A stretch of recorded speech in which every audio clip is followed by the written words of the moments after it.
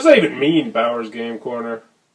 Ahoy there, YouTube! I'm back again today for another game review. And today I'm very excited to be checking out Overlords from Past That Shit. This is for 2 to 4 players, ages 12 and up. It'll take you a little bit less than 30 minutes to play. And in Overlords, you will be card drafting, creating a fantastical army, trying to score the most points. You also have special cards that'll give you and only you special abilities that you can use when it is your turn to be the Overlord.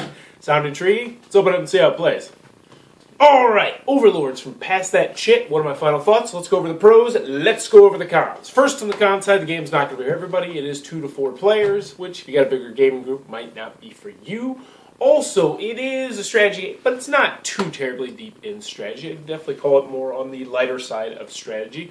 Also, the 2-player game is, it's okay. I like the fact that they included it in there. They had the dummy hand, which I like, but I think 3 and 4 is really the sweet spot. Moving on to the pros, though, really enjoyed my time with Overlords, and there's a couple reasons why. First, I really enjoyed the artwork, which I thought was really well done. Also, each and every game we had was extremely tight. I could not believe how tight this game was every single time. It was always within 10 points. We'd have a 4-player game, but everybody was close. Everybody's like, man, I think I might have this, which is always the sign of a well-designed game.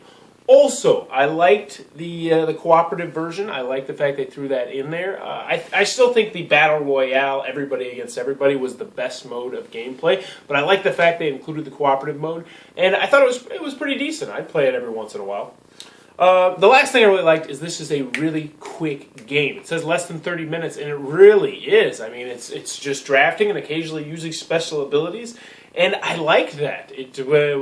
We could pretty much have this thing at the table, play it, pack it back up, and have it out of here in 30 minutes, which is always fantastic for a game night when you play a lot of shorter games. Overall, really enjoyed Overlords. I think you will too if you like card drafting, or if you like the theme, or if you just like quick, light to medium weight strategy games. Overall, Overlords, great game. Definitely check it out. If you enjoyed this review, please be sure to subscribe to my channel. Thanks for your time, YouTube. Alright, so we're going to take a look at what you're going to get inside of Overlords. First and foremost, we have a handy-dandy rule booklet. This is a Game Crafter rule booklet, and apparently they cannot afford staples, which is always a pet peeve of mine. However, I must say, this is actually the best rule booklet I think I've ever gotten from a Game Crafter. Very, very well done rule booklet. 2 pages, double-sided, full color, tons of examples, card layouts. Very, very well done rule booklet. Thumbs up on that. Next, we're going to get cards, and more cards. First, we got all these. These are just cards to help you play, and I think there's 3 of each. They are incredibly useful. Actually, there's 4 of these and 3 of these, or whatever. But these are very, very useful and will help you a lot throughout the game. Next, you're going to get cards, and these are the main cards. These are the star of the show. First, I just want to go over this card. This is the first player card. This is the Overlord card. Whoever has this card will be able to use their special abilities they have in front of them, but we'll get more into that in a second. So, we're just going to get right down into the game. So, how to play Overlords. What you're trying to do is you're trying to have the most points at the end of the game. You're going to get points by collecting sets. It's a set collection game. So, first, you're going to deal out a set amount of cards to the players. So it depends on how many players you have. We're doing a 3-player game, so everybody is going to start with, I believe, 8 cards in their hand. So let's take a look at what we got. We're the Overlord, so we got a bunch of different cards. So let's just look at some of them. So this is the Hydra. This is how most of your cards are going to look.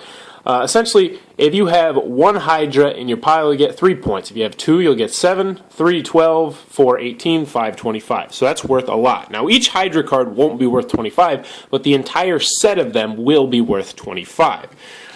Next, you're going to have some other cards. This is the Zombie. It works very much the same way, where if you have a bunch of them, you'll get a bunch of points. Next, we have the Undead Warrior. Now, this is a 2-pointer, but if we have a 1-pointer, a 2-pointer, and a 3-pointer, let me see if I can find another one to do an example, then you will get an additional 6 bonus points. And of course, we're not going to be able to find one when we need one. There we go.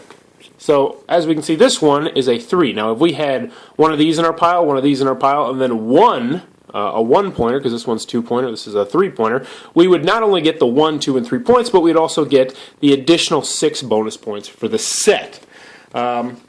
There's also, what is it? The Cyclops, who I do not, I do have him here. Where if you get 6 points, if you only have one of these in your hand, well, if you only have one of these in your pile, which we're about to start making. But let's get into the gameplay real quick so you can see how this works. So on your turn, what you're going to do is, we're the Overlord, but that doesn't really matter the first round. You're going to pick one of these cards, and you're going to play it face up. Now, you may notice this card has an HH up here. These cards are normally very valuable, and you're going to want to pick them before time runs out. These are called Helping Hands cards, and they will give you a special ability that you can do on your turn once you play them. So, Medusa will opponents reveal their hands and choose which card opponents must recruit that turn. So that's very, very useful. But the thing is, you don't always know what your opponents need and what your opponents don't need, so you have to be careful using it. But you can use these every single time that you are the Overlord, which would be 1 in every 3 turns. So what you're going to do is you're going to say, alright, I'm going to keep that, you're going to put it like that, and then everybody else is going to look at their cards, and they're going to say, alright, what am I going to keep? I will keep... he'll keep the Red Knight, which gives him the ability to look through any army, place any cards from that army on top afterwards. And then this guy over here, he's just going to go for points, so he's going to go ahead and put down a zombie. Then you're going to pass your deck to the player on your left, like so. So now this player is going to be the Overlord. Everybody reveals their card, like such, and boom. And now that's the information you're going to get to see. Now, what happens next is you're going to do it once again, and you're going to do it over and over and over. So this guy would take the Lich King, who is another Helping Hand, a powerful card. This guy is going to continue his point spree, so he's going to do that, and he's going to go for the zombie. And then this guy over here is going to say, oh, I'll go with the Minotaur, because the Minotaur has an interesting one, where if you have the most Minotaurs in your pile, you'll get 24 points. If you're in second, you get 16 points. If you're in third, you get 8 points. So you put it face down, pass your card to the left, as always. So now we're going to have a new Overlord, a new first player. And then you're going to reveal only the top card. So as you can see, you're going to have to try and remember what your opponents are doing. Actually, these cards, the Helping Hands, I should mention, go over to the side. I almost forgot. But you're going to continue to do that until you've used all the cards and you have a big old pile in front of you. But at all times, only one card is going to be revealed and is going to be able to be seen by your opponents. Once you've done that, you're going to continue on with the game, and you're going to deal out more cards to each player. You'll do a set number of rounds. So I believe in a 3-player game, we can see that you play 3 rounds. In a 4-player game, you would only play 2 rounds. So we would play 2 more rounds, and then once you've done that, what you're going to do is you're going to tally up all the cards you have in your pile. Now, this is obviously a big pile, so you would separate all your different sets, and you'd do that and that.